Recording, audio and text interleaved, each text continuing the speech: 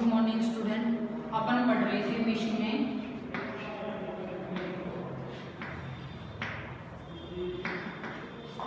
मानव अधिवास।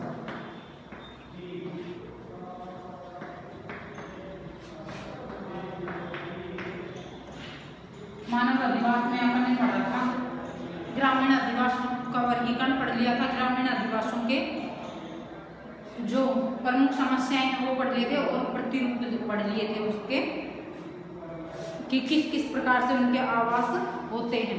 और दूसरा है अपना नगरीय अधिवास। दो भागों में बांटे थे ना अपन ने आवासों को। दूसरा है नगरीय अधिवास। अब ग्रामीण अधिवास पढ़ने के बाद आपको नगरीय अधिवास आसानी से समझ में आ जाएगा। देखो ग्रामीण अधिवास में अपन ने पढ़ा था ना कि जो जनसंख्या है वो अधिकतर किस कार्य में लगी रहती है, प्राथमिक कार्य में। लेकिन नगरीय अधिवासों में द्वितीय तृतीय चतुर्थ व पंचम व्यवसाय में लगी हुई रहती है। जो जनसंख्या है वो अधिकतर किस कार्यों में लगी रहती है, द्वितीय तृतीय चतुर्थ और पंचम व्यवसाय में लगी हुई रहती है। जबकि अपन ने पढ़ा था ग्रामीण क्षेत्र की जनसंख्या अधिकतर किस कार्य में लगी होती है, प्राथमिक कार्य में। अब देखो नगरीय अधिवासों का अर्थव्यवस्था निर्माण, उद्योग, परिवहन, व्यापार, वाणिज्य, संचार, शिक्षा, चिकित्सा, प्रशासन, न्याय और अन्य सेवाओं पर निर्भर करती है। दूसरे शब्दों में नगरीय अधिवासों का अर्थव्यवस्था द्वितीय तृतीय चतुर्थ और पंचम व्यवसायों में पर निर्भर करती है। नगरीय अधिवासों की निम्न विशेषताएं हैं।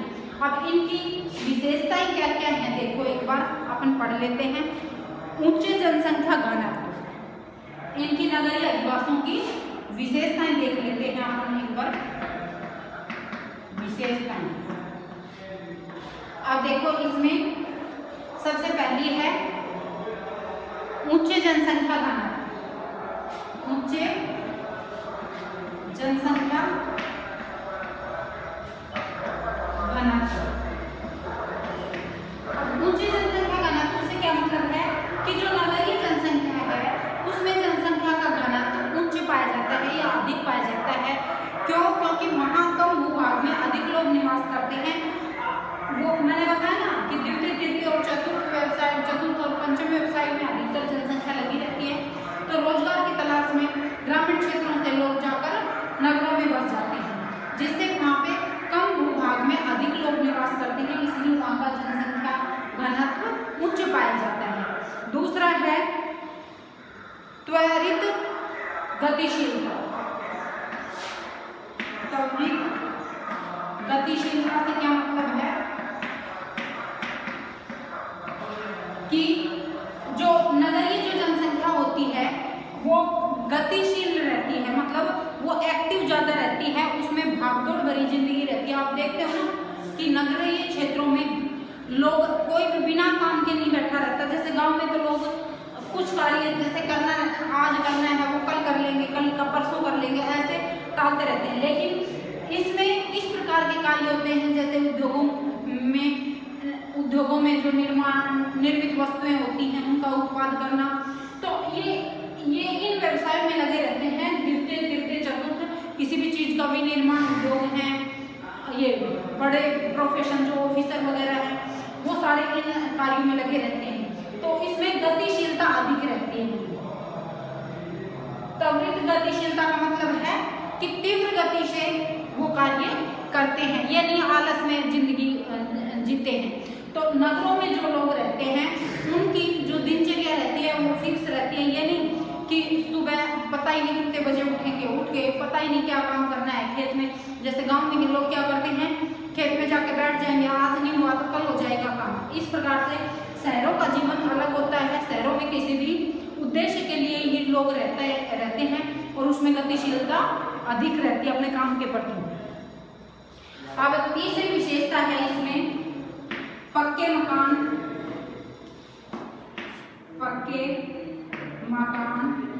व पक्की सड़कें। अब देखो शहरों में जो अपने अब इसमें ग्रामीण आदिवासियों के प्रतिरूप में पढ़ा था कि वहाँ पर जैसे कच्चे मकान या आसपास मकान झोपड़ियाँ इस प्रकार के रहते हैं, क्योंकि वहाँ की जनसंख्या प्राथमिक व्यवसाय में रहती है। वहाँ सड़कों की कमी रहती है, मतलब जो परिवहन के आवागमन के साधन है उनकी भी कमी रहती है, ये पढ़ा था ना। लेकिन नगरों में ऐसा नहीं है, उसके विपरीत है, वहाँ पर पक्के मकान व पक्की सड़कें मिलती हैं। अब शहर की बसावट आप देखोगे, हर गली पक्की होगी, साफ सुथरी होगी, सफाई की व्यवस्था होगी, नालियों की उचित प्रबंध रहता है, तो सिस्टम से होता है। अगला है रोजगार की उपलब्धता। चौथा है रोजगार की उपलब्धता। अब देखो शहरों में, ग्रामीण क्षेत्र में, क्योंकि प्राथमिक व्यवसाय में लगे रहते हैं, वहाँ रोजगार ज्यादा उपलब्ध, रोजगार के अवसर कम रहते हैं, क्योंकि जो काम वहाँ होता है वो अपने घर के ही लोग लगकर कर लेते हैं उस कृषि कार्य को। लेकिन इसमें शहरों में रोजगार की उपलब्धता से मतलब है कि शहरों में जैसे व्यापार वाणिज्य सारा काम, ये जो विनिर्माण उद्योग है ये स्थापित रहते हैं, तो वहाँ पर आसानी से रोजगार हर व्यक्ति को उपलब्ध हो जाता है। ठीक है, तो रोजगार आसानी से मिल जाता है। रोजगार पाने के लिए ही तो लोग ग्रामीण क्षेत्र से शहरों की ओर जा रहे हैं। अब अगला है यातायात के व्यक्तिगत एवं सार्वजनिक साधन। अब पांचवा है विशेषता यातायात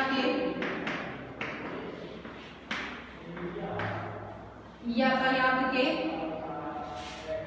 व्यक्तिगत एवं सार्वजनिक साधन।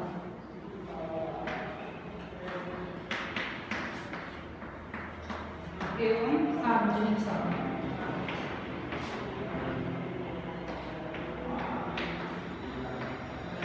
अब देखो शहरों में आप देखते हो पक्की सड़कें होती हैं, रोजगार के अवसर अधिक होते हैं, वहाँ पे रोजगार, अधिकतर लोग रोजगार में लगे हुए रहते हैं, बिना काम के कोई भी नहीं रहता है शहर में।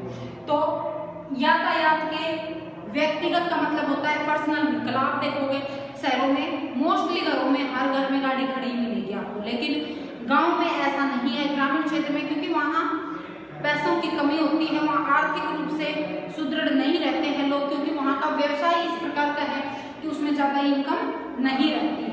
लेकिन शहरों में लोग बढ़िया जॉब करते हैं, बढ़िया तरीके से रहते हैं, तो वो उनके पास व्यक्तिगत खुद के पर्सनल व्हीकल भी होते हैं, और जो सार्वजनिक साधन होते हैं वो शहरों में ज़्यादा उपलब्ध रहते हैं। क्यों? क्योंकि सार्वजनिक का मतलब है जो गवर्नमेंट की, जैसे बसें वगैरह हैं, ऑटो हैं, वो शहर में आसानी से मिल जाएगी आपको कहीं जाए। लेकिन गांव में देखोगे आप कि 1 किलोमीटर 2 किलोमीटर दूर अगर मुख्य मार्ग से, मुख्य सड़क से जो गाँव है उसमें बहुत ही कम व्हीकल टाइम टू टाइम, जैसे गाँव में नहीं सुनते हो आप कि सिर्फ एक बस सुबह 7 बजे आएगी, दूसरी बस फिर 12 बजे आएगी, फिर जाएगी 3 बजे जाएगी, लास्ट बस जाएगी 5 बजे। ठीक है, तो वहाँ पे रोजगार ये साधन जो होते हैं सार्वजनिक भी और व्यक्तिगत व्हीकल कम होते हैं, और इसमें शहरों में यह आसानी से उपलब्ध होते हैं। अगला है उच्च शिक्षा एवं गहन चिकित्सा। अब चौथा है उच्च शिक्षा एवं गहन चिकित्सा।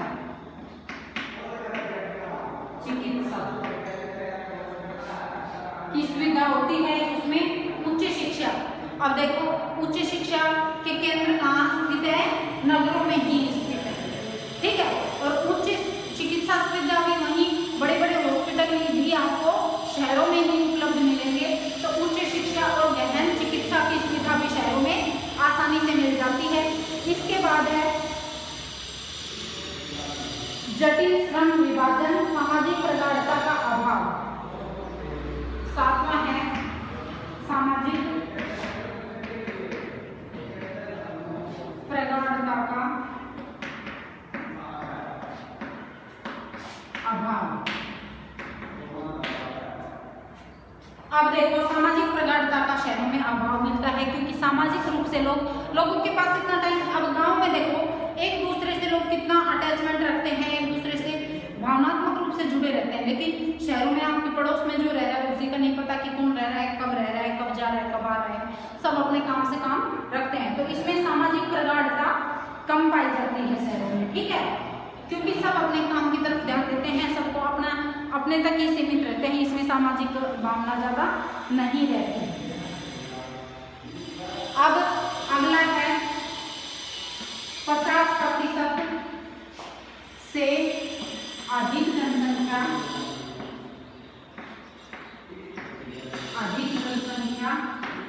गैर कृषि कार्यों में लगी रहती है, गैर कृषि कार्यों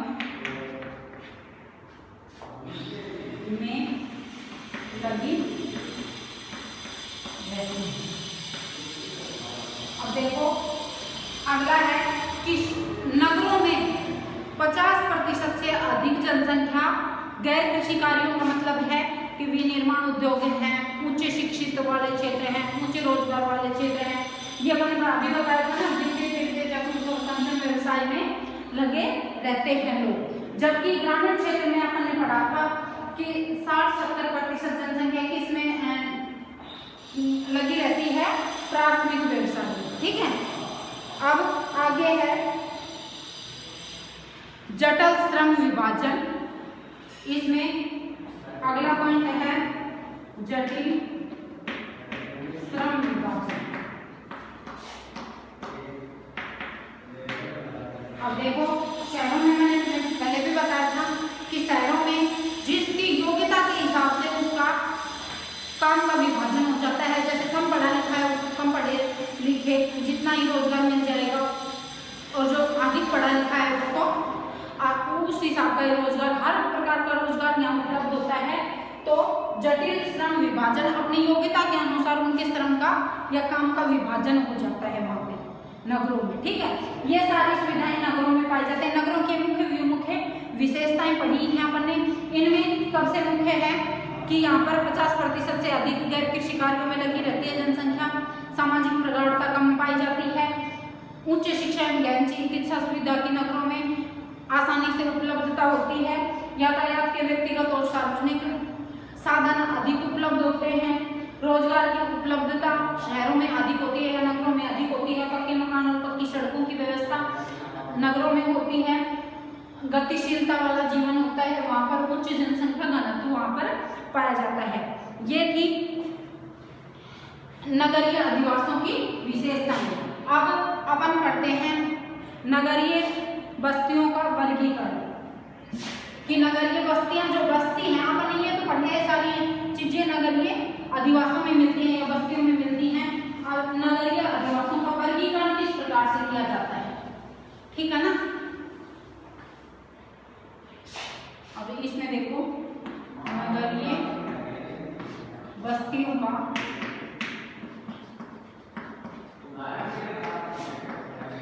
वर्गीकरण किस प्रकार से किया जाता है।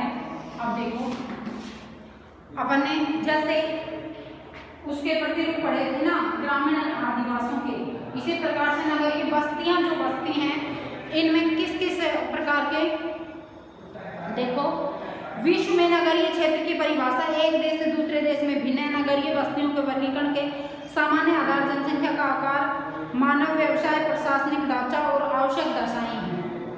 अब देखो इसमें सबसे पहला है जनसंख्या का आकार, जनसंख्या का आकार। दूसरा है व्यवसायिक संरचना,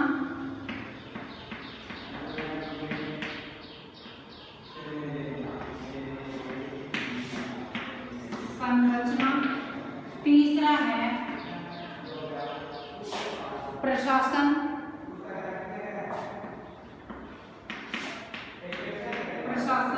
और चौथा है अन्य सुविधाएं, अन्य सुविधाएं। अब देखो इसमें जनसंख्या का आकार, जनसंख्या के आकार को प्रमुख माना जाता है। इसमें नगरों में जो नगरों का अपन ये करते हैं वर्गीकरण, इसमें जनसंख्या के आकार को महत्वपूर्ण माना जाता है कि जनसंख्या के आकार के आधार पर ही नगरों का वर्गीकरण किया जाता है। छोटे नगर, बड़े नगर, मध्यम जनसंख्या वाले नगर, ठीक है, इनमें बांटा जाता है। अब देखो इसमें दे भी रखा है, विश्व के अलग अलग देशों में नगरीय क्षेत्र की श्रेणी में आने के लिए जनसंख्या की न्यूनतम सीमा डेनमार्क, स्वीडन में, फिनलैंड में 250, आइसलैंड में 300, कनाडा में, वेनेजुएला में 1000, कोलंबिया में 1500, पुर्तगाल में, अर्जेंटीना में 2000, संयुक्त राज्य अमेरिका में, थाईलैंड में 2500 और जापान में 3000 तथा भारत में 5000 व्यक्ति निर्धारित है। भारत में 5000 जनसंख्या के अतिरिक्त जनसंख्या घनत्व भी 400 व्यक्ति प्रति वर्ग किलोमीटर होना चाहिए। प्राथमिक व्यवसाय में लगी जनसंख्या को भी देखा जाता है। अब नगर, ये बस्तियों का वर्गीकरण कि नगर किसे कहते हैं, यह आकलन जनसंख्या के आधार पर किया जाता है। अब जनसंख्या का आकलन हर क्षेत्र में अलग अलग पाया जाता है। जैसे कहीं पे जहाँ कम, जिन देशों की कम जनसंख्या है वहाँ पर जनसंख्या का कम है, लेकिन भारत में एक आंकड़ा कितना है, 5000 से अधिक लोग वहाँ निवास करने चाहिए, ठीक है। इसके अलावा व्यवसाय के आधार पर भी अपने यहाँ प्राथमिक व्यवसाय में न लग के द्वितीय, तृतीय और चतुर्थ या पंचम व्यवसाय में वहाँ की जनसंख्या अधिकतर लगी होनी चाहिए। यह निर्धारित किया जाता है ये नगरीय बस्तियों कि वो नगरीय बस्ती तभी कही जाएगी जब वहाँ 5000 से अधिक लोग निवास करेंगे। या अलग अलग क्षेत्रों में अलग अलग आंकड़े हैं। अब इसी प्रकार से व्यवसायिक संरचना में कि अभी अपने पढ़ा ना नगरों की विशेषता में कि 50% से अधिक जो जनसंख्या है वो द्वितीय, तृतीय, चतुर्थ और पंचम व्यवसाय में संलग्न होनी चाहिए, अन्यथा वो नगर नहीं कहा जाएगा। जहाँ पे प्राथमिक व्यवसाय में अधिक जनसंख्या लगी रहती है उस वो बस्तियाँ क्या कहलाती हैं, ग्रामीण बस्तियाँ कहलाती हैं, ठीक है। अब इसी प्रकार से प्रशासन है। प्रशासन में जैसे देखो अब अपने यहाँ नगर निगम होते हैं, ऐसे प्रशासन की एक व्यवस्था होती है पूरे नगर के निर्माण में कि उसमें छावनी, भारत में नगर की नगरपालिका, छावनी बोर्ड और अधिकृत नगरीय क्षेत्र सीमित होने पर उसे नगरीय बस्ती माना जाता है, ठीक है।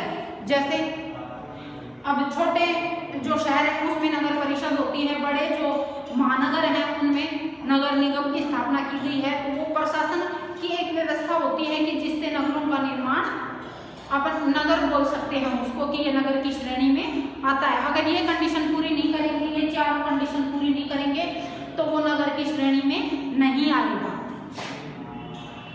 आवश्यक दशाएं या आवश्यक दशाएं आवश्यक दशाएं, ठीक है। आवश्यक दशाओं में ये आ जाएगा कि जैसे वहाँ की जो स्थलाकृतियां हैं, जैसे नगर कहीं भी बस गया, जो शहर होता है वो पहाड़ी क्षेत्र पे कम नगर विकसित होते हैं, उनके लिए वहाँ आवश्यक जैसे अनुकूल जलवायु, भौतिक वातावरण अनुकूल होना चाहिए, वहाँ की जो धरातलीय स्वरूप है वो भी अलग होना चाहिए। धरातलीय स्वरूप की जैसे समतल क्षेत्रों में अधिक नगर विकसित होते हैं, इसी प्रकार से तटीय क्षेत्रों में है, औद्योगिक नगर है, ठीक है। ये आवश्यक दशाएं के आधार पे नगरों का वर्गीकरण किया जाता है। अब नगरीय बस्तियां अपन ने ये 4 पॉइंट पढ़े हैं कि नगरीय बस्तियों में जनसंख्या का आकार के आधार पे नगरों का वर्गीकरण किया जाता है। जैसे अपने भारत में अलग अलग देशों में अलग अलग जनसंख्या का आकार माना जाता है या अलग अलग जनसंख्या के आधार पे उनका मापन किया जाता है। जैसे कहीं 250 अपन ने अभी पढ़ा, कहीं पे 300, कहीं पे 1000, कहीं पे 2000 और कहीं पे 2500। लेकिन भारत में कम से कम एक नगर की जनसंख्या कितनी होनी चाहिए, 5000 या 5000 से अधिक होनी चाहिए, ठीक है। अब व्यवसायिक संरचना में अभी अपन ने पढ़ा था 50% से अधिक जनसंख्या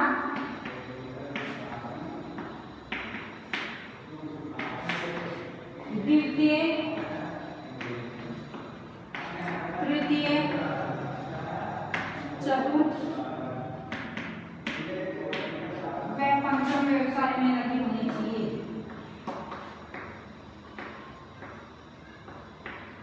व्यवसाय में संलग्न होनी चाहिए।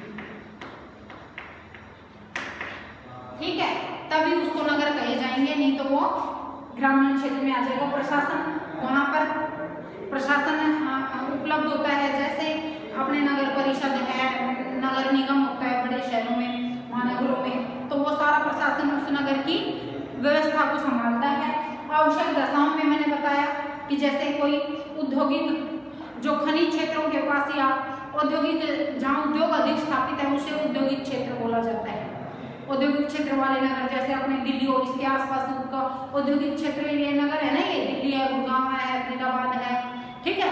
तो इसी प्रकार से कई ये कारक प्रभावित करते हैं, जैसे उद्योग, ये तटीय जो क्षेत्र हैं इनमें जैसे तटों पर समुद्र लगता है, वहाँ मत्स्य उद्योग अधिक विकसित होता है, तो उस प्रकार के नगर वहाँ विकसित होते हैं, ठीक है। तो आवश्यक दशाओं में ये आ जाएगा। अब अपन ने आज दो चीजें पढ़ी हैं, नगरीय अधिवासों की विशेषताएं क्या क्या हैं, वो सारे पॉइंट अपन ने डिस्कस किए हैं, और नगरीय बस्तियों का वर्गीकरण किस किस आधार पर किया जाता है, ये 4 पॉइंट हैं: जनसंख्या का आकार, व्यवसायिक संरचना, प्रशासन और आवश्यक दशाएं। अब नगरीय अधिवासों के प्रकार हैं वो अपन कल पढ़ेंगे।